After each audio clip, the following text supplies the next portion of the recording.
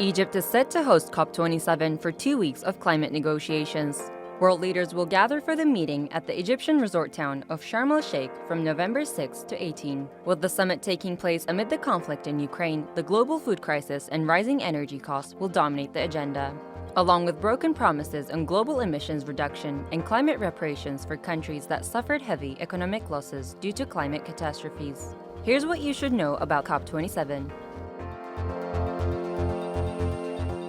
This year marks the 27th session of COP. COP is short for Conference of the Parties, which refers to the group of nations that agreed to the United Nations Framework Convention on Climate Change in 1992.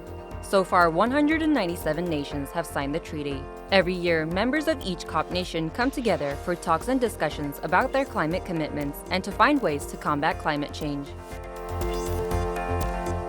This year, the UN is imploring world leaders to show their commitment by limiting the global temperature rise to less than 2 degrees Celsius. Parties are expected to make more ambitious commitments in order to enhance climate change resilience and to help the world's most vulnerable countries tackle climate change.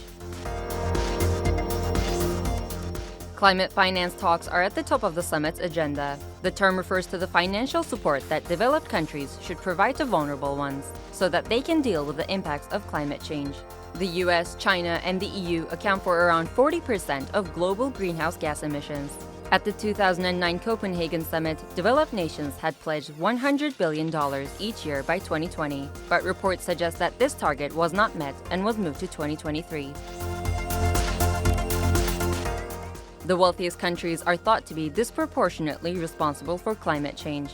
The G7 countries account for nearly 25% of global energy-related carbon dioxide emissions, and therefore it's believed that their leaders' presence at the summit is important. While many world leaders have confirmed their attendance, Australia's PM Anthony Albanese is sending representatives to the summit, and Brazil's newly elected President Lula da Silva is not expected to attend. Chinese President Xi Jinping is also not expected to attend.